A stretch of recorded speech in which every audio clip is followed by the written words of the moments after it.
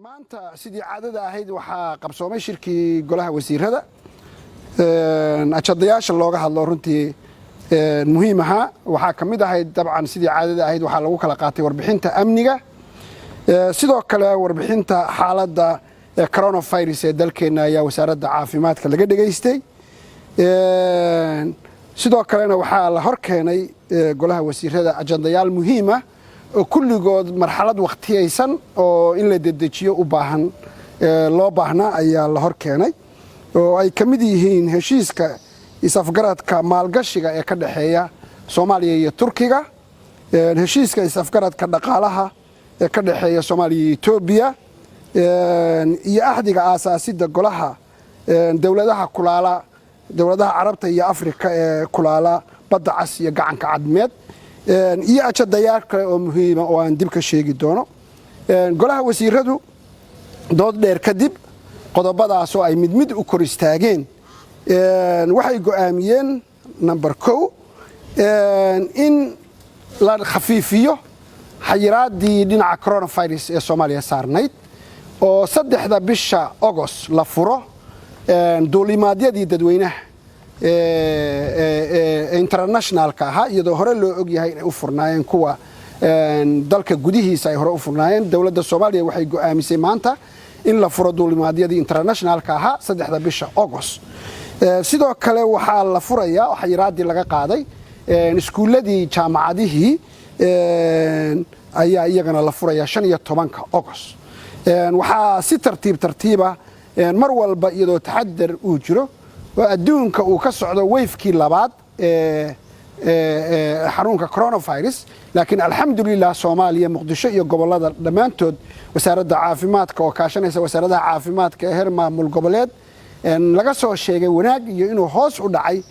xaaladda coronavirus waxay dawladda Soomaaliya dadka Soomaaliyeed kula talinaysaa inay taxadirka qabaan oo ka digtoonaadaan wareegga labaad ee xanuunka coronavirus isla markaana si loo nooleeyo dhaqaalihii iyo noloshii bulshada Soomaaliyeed waxaa la go'aamiyay in aad loo khafiifiyo xayiraadda dalka saaran sida aan hore u sheegay golaha wasiiradu dhinaca kale waxay ansixiyeen ahdiga aasaasidda iskaashiga dawladaha Carabta iyo Afrika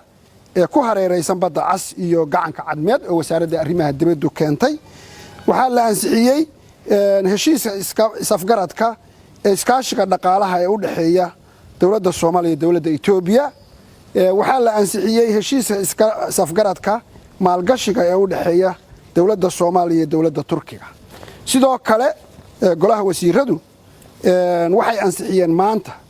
gudiyo ay ka sugayeen golaha baarlamaanku ama hore loo golaha baarlamaanka u soo maray oo dadkii madaxda u ahaa la ansixiyay kulligoodna wax mudaysan ahaa gudiyada la ansixiyay ama mas'uuliyiinta la ansixiyay waxa kamid ah hay'adda tayadhawrka Soomaaliyeed oo loo sameeyay maareeye iyo maareeye ku xigeen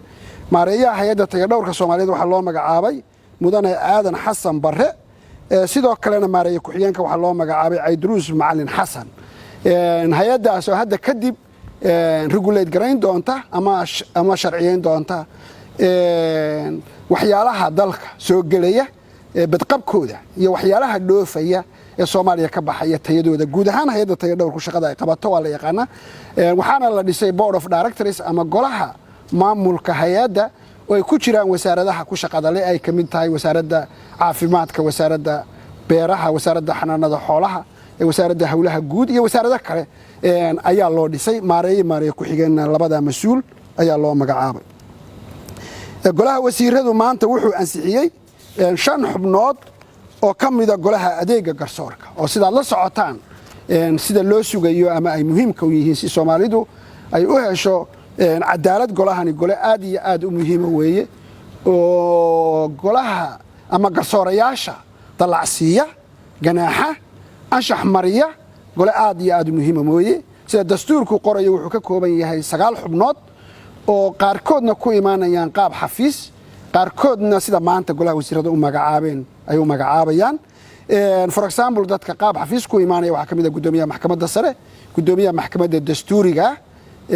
gudoomiyaha hay'adda xuquuqul insaanka Soomaaliyeed ayaa kamid ah iyagu xafiis ahaan ayay u tegayaan laakiin xubnaha kale ee ama garyaqaanada inay ka yimaadaan bulshada loogu talagalay ayaa golaha wasiiradu maanta magacaabay waxaana kamid ah dadka la magacaabay aqoon-yahan Cabdiqaadir Sheekh Ismaaciil Awxaashi علي محمود حسن شيخ علي وجيس عبد الله علي عثمان حيري عبد الرحمن محمد أحمد عداني iyo إفراح محمود عمر وفي سيفيدودنا halkan ay ku lifaaqan yihiin dad aad iyo aad aqoon-yahaniina oo ku xeel dheer cadaaladda iyo garsoorka ah ayaa 5 xubnood ayaa la magacaabay 4 xubnood ee dhimanna waxay ku imaan doonaan xafiisyadooda sidii aan hadda sheegay guddigana waa maanta golaha wasiiradu way ansixiyeen sidoo kale golaha wasiiradu maanta waxay ansixiyeen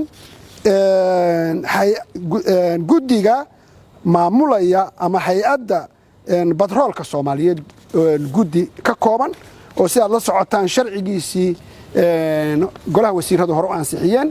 la marsiiyay golaha shacabka la marsiiyay aqalka sare madaxweynaha jamhuuriyadduna dhawaan saxeexay qodob kamidihina uu sheegayay in guddigaas oo muhiim u ah dalka iyo khayraadkiisa sidii looga faa'iideysan lahaa in lagu soo dhiso muddo 6 bilood ah 6 biloodna ay deadline taagan tahay maanta xubnaha loo magacaabay guddiga hay'adda batroolka Soomaaliyeed waxaa kamid ah mudane Ibrahim Ali Hussein oo gudoomiyaha hay'adda loo magacaabay marwo Aisha Usman Ahmed oo gudoomiye ku xigeenka hay'adda loo magacaabay mudane Ibrahim Ahmed Leite xubin mudane Cabdiqaadir Aadan Maxamuud xubin mudane Ibrahim Cabdiqaadir Maxamed xubin mudane Ahmed Xaashi Cabdi xubin mudane Cabdi Xafiid Ali Dirir xubin mudane Mahad Maxamed Sheekh Xasan xubin 8 xubnood weeye hal xubin baa ka dhiman oo laga sugayo inay keento maamul goboleedka Puntland maadaama guddigan qaabka loo dhisay uu yahay in maamul goboleedyaduna xabad keenaan iyo gobolka Banaadir iyo 2 xubnood oo dawladda dhexe keentay xubno saas maadaama uu ka kooban yahay hal xubin ayaa ka dhiman guddigu 9 xubnood weeye laakiin majority-giisa waa la dhisay 9 xubnood ayaa maanta la magacaabay ugu dambeyntii golaha wasiirada maanta kulankoodii waxa la keenay guddigii technicalka ahaa dawladda dhexe ee Soomaaliya madaxweynaha iyo ra'iisul wasaarihii hore mudane Xasan Cali Khayre iyo maamul goboleedyadu ay dhawaan ku go'aamiyeen in la dhiso maamulayay ama talooyinka keenayay qaabka ugu wanaagsan ee doorasho dalka looga qaban karo guddigaas oo maanta ka kooban 16 xubnood waxa la gudbiyo golaha la horkeenay 14 xubnood oo kamida oo ay maamul goboleedyada soo gudbiyeen marka laga reebo maamul goboleedka Galmudug oo laga sugayo inay caawa soo gudbiyaan madaxweynaheedii Masar Qorqorna uu joogo laakiin dib u dhac yar uu ku jiray oo uu ballan qaaday inuu soo gudbinayo caawa laakiin 14 xubnood ayaa meesha laga akhriyay oo sida aan sheegay ka yimid maamul goboleedyada dawladda dhexe iyo gobolka Banaadir oo wasiirro ku jiraan iyo wasiirro maamul goboleedyada ka socda iyo xubno kale marka aad iyo aad baa u mahadsantihiin shirka golaha wasiirada maanta qodobadaas aadka u badan aadka u muhiimka ayaa lagu soo qaaday oo dhammaantood si kalsoonina golaha wasiiradu u gudbiyeen maadaama ay kulligood ahaayeen ajadayaal taagan sida ka electionka oo kale oo ay khasab ahayd in tallaabo hore loo qaado